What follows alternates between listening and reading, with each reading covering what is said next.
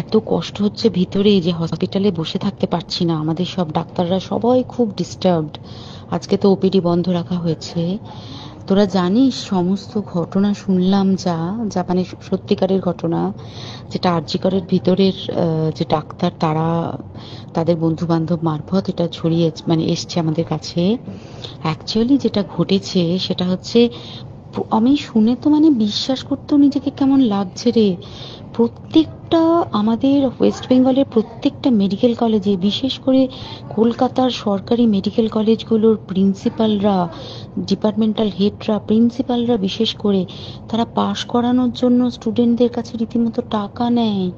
যেসব স্টুডেন্টরা, ইন্টার্নরা, পিজিটিরা যারা ভালো করে ক্লাস করে না বা থিসিস তারা জমা দেবে, পিজিতে তো থিসিস জমা দিতে হয়, তো যারা MBBS final year final pass করবে না সাপ্লি পাইয়ে দেবে, ইন্টার্নের কমপ্লিশন দেবে না, ইন্টার্ন হওয়ার পর কমপ্লিশন না দিলে তারা রেজিস্ট্রেশন নাম্বার পাবে না, এই সমস্ত ভয় দেখিয়ে টাকা পয়সা নেয়। সমস্ত জায়গাতেই এটা আছে।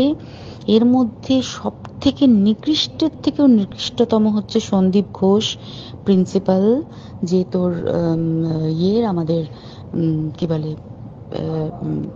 আরজিকর মেডিকেল কলেজে। সেখানে ভাব যে ওনার একটা বিশাল নেক্সাস ছিল, যাতে উনি বেশ কিছু ইন্টার্ন, হাউস স্টাফ এদেরকে দিয়ে ওই নেক্সাসটা চালাতেন। তারা ওখানে একটা সেক্স র্যাকেট চালাতো, তারা একটা ড্রাগ র্যাকেট চালাতো। ড্রাগ র্যাকেট মানে ওই যে ওটাতে বলেছে না, ড্রাগ মানে শুধু ওই হেরোইন আর ব্রাউন সুগারের ড্রাগ খাওয়া বা মদ খাওয়া নয়। ড্রাগ মানে হচ্ছে যে কম দামি, কম টাকায় যে ওষুধ পাওয়া যায়, যে ওষুধ, ওষুধ না জল ভগবান জানে, সেই ওষুধের মানে কোটি কোটি টাকায় যে টেন্ডার বেরোতো, সেই ওষুধ নিয়ে ওষুধ কোম্পানিগুলোর কাছ থেকে কোটি কোটি টাকা, সেই সমস্ত টাকার একটা বড় অংশ যেত পার্টি ফান্ডে। বুঝতেই পারছিস তাহলে। সেই জন্য পার্টির একদমই কাছের উনি, পার্টির মানে একদম খোদ মানে ওপর লেভেলের একদম আসল জায়গাকার কাছে। তো এবার উনি এই যে নেক্সাসটা চালাতেন, তাতে রীতিমতো কোন ইন্টার্নকে উনি পাশ করাবেন, কোন পিজিটিকে উনি থিসিস কমপ্লিট করাবেন, সেগুলো সব ভয় দেখিয়ে টাকা নিতেন। আর তার হয়ে কাজ করতো ওই ইন্টার্ন হাউস স্টাফের একটা পুরো বড় নেক্সাস।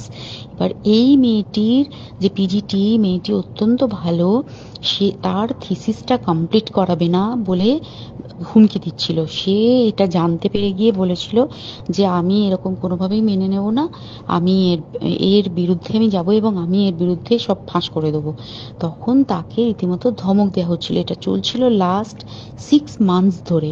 6 মাস ধরে তাকে হুমকি দেওয়া, তার প্রতি মানে বেশি বেশি প্রথমের দিকে কি করছিল, অত্যাচার করছিল। মানে কিরকম, বেশি বেশি করে নাইট ডিউটি দিচ্ছে, at a stress 36 hours duty, বেশি বেশি করে নাইট, বেশি বেশি করে খাটানো। এবং এগুলো সব জানে ডিপার্টমেন্টাল হেড, চেস্টের যে ডিপার্টমেন্টাল হেড সেও জানে, সিনিয়র পিজিটিরা সবাই জানে। প্রিন্সিপালের নির্দেশেই হচ্ছে এবং ওনার নেক্সাসের ছেলেমেয়েরাই কাজ করছে। তারা 6 মাস ধরে এটা করেছে। করার পরেও যখন ওকে আটকাতে পারেনি, তখন কি করেছে, ওই দিনকে ওরা ঠিক করেছে, যে দিনটাতে এই ঘটনাটা ঘটেছে সেদিন কতখানি প্ল্যান্ড এবং গট আপ গেম দেখ।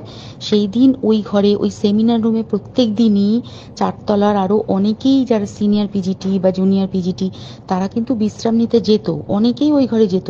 সেই দিনকে ও একা, ওকে বলেছে তুমি ঘুমিয়ে পড়ো, ওকে একা রেখে এসেছে। বাকিরা কাউকে যেতে দেয়নি, বলেছে ওই ঘরে আজকে ঘটনা ঘটছে, মানে কাজ হচ্ছে, ওই ঘরে কেউ যাবে না।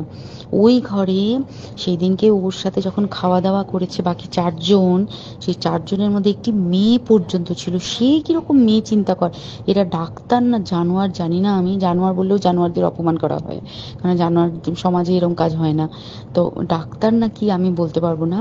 সেই ইন্টার্ন মেয়েটি আরেকটি ইন্টার্নের গার্লফ্রেন্ড। তো তার সাথে ওই পিজিটি মেয়েটি প্রচুর ঝগড়া হয়েছে। ঝগড়া হওয়ার পরে তারা তো হুমকি টুমকি দিয়ে চলে গেছে, দিয়ে তারা বলেছে তুমি ঘুমো। এবার ও তো আর জানে না, ভালো মনে শুতে এসেছে। তারপরে তারা গিয়ে মদ টদ খেয়েছে, 7-8 জন মিলে চড়াও হয়েছে। এবং তোরা জানিস যে প্রথমে তার হাত দুটোকে দুপাশে 2 জন ধরে রেখেছে এবং সেই কাজে সেই মেয়েটিও সাহায্য করেছে, ইন্টার্ন মেয়েটি। 2 জন ওকে পা দুটোকে টেনে জরাসন্ধের মতো ছিঁড়ে ফেলেছে, মানে ছেঁড়ার মতো করে টেনেছে, যাতে পেলভিক বোন ভেঙেছে, কলার বোন ভেঙেছে। মানে কি বিপর্যস্ত মানে বিধ্বস্ত, কি নৃশংস অত্যাচার করেছে। ওকে উল্টো দিক করে শুইয়েছে, পিঠের ওপর দিয়ে বুট পরে হেঁটে গেছে, মাথাটাকে এমন থেতলেছে যে মানে স্কাল ফাল রাপচার হয়েছে। এই সমস্ত করার পরে শ্বাসরোধ করে তাকে মেরেছে। মেরে তারপরে আরো যেটা আরো ভয়ঙ্কর, যে একটা মৃত মানুষকে মিনিমাম ডিগনিটি দিতে জানে না। তারা নিচে এসে দেখেছে ওই সঞ্জয় তখন বসে মদ খাচ্ছিল অন্য আরো গ্রুপ ডিস্টার্বদের সাথে। সঞ্জয় ছেলেটা হচ্ছে তার কাটা সঞ্জয় বলতো ওরা, ওকে বলে ফল গাই। মানে ওর একটু ওইসব আলুর দোষ আছে, ও যত্রতত্র যখন তখন প্রস্টিটিউট এলাকায় যায়। এবার দেখেছে যে একে দিয়ে যদি একটা রেপ করিয়ে দিতে পারি তাহলে ঘটনার মোড়টা অন্যদিকে ঘুরে যাবে। এইবার ওকে বলেছে, যা সেমিনার রুমে তোর জন্য রেখে এসেছি, যা তুই এবার গিয়ে কাজ করে দিয়ে আয়। ও এসে ওই ডেড বডিকে রেপ করেছে যাতে তার ভ্যাজাইনাতে সিমেন্ট পাওয়া যায়। তো এবার এই হচ্ছে, প্লিজ আমি নাম করে ফেললাম সবকিছুই। কতজন আমি যে নামগুলো পাঠিয়েছি এই সব ডাক্তাররা, এরা সব জড়িত জানিস। কিন্তু কেউ কোনো প্রমাণ নেই, প্রমাণ লোপাটের জন্য। সেদিনকে ওই ইন্টার্ন এবং ডাক্তাররা যে ওইখানের যে বাথরুমটাতে হাত পা ধুয়েছে, রক্ত ধুয়েছে, সেইটাকে সাত তাড়াতাড়ি প্রমাণ লোপাটের জন্য ওই দেওয়ালকে ভেঙে দিয়ে তার মানে ওই বাথরুমের জায়গাটাকেই ভাঙতে হচ্ছে ওদের। ওখানে নাকি ওরা রুম বানাবে, কালকে দেখেছিস তোরা খবরে। আর বেশি বলতে পারছি না, মানে তোরা তো সবাই প্রোটেস্ট করিস, আমরা তো আমাদের দিক থেকে করছি, কিন্তু কিছুই হবে না। এই পোড়া দেশে কিছুই হবার নেই, শুধু ভেতরে ভেতরে গুমড়ে গুমড়ে কষ্ট পাওয়া। আর আগামী প্রজন্মের যে ডাক্তাররা বেরোবে, তারা যে ইন্টার্ন বা পিজিটি বা এই যাদের কাছে আমরা যাব ভবিষ্যতে, তারা কি ডাক্তার না কি আমি জানি না, কি নিয়ে তাদের কাছে আমরা যাব আর কি করেই বা আমাদের পরের প্রজন্মকে আমরা সুরক্ষিত রাখবো।